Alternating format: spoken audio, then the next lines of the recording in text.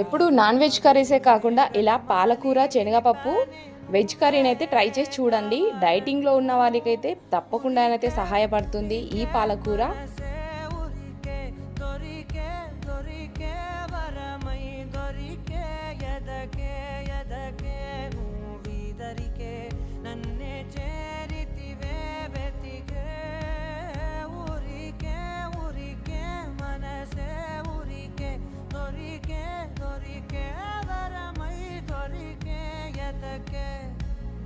ఎదకే నువ్వు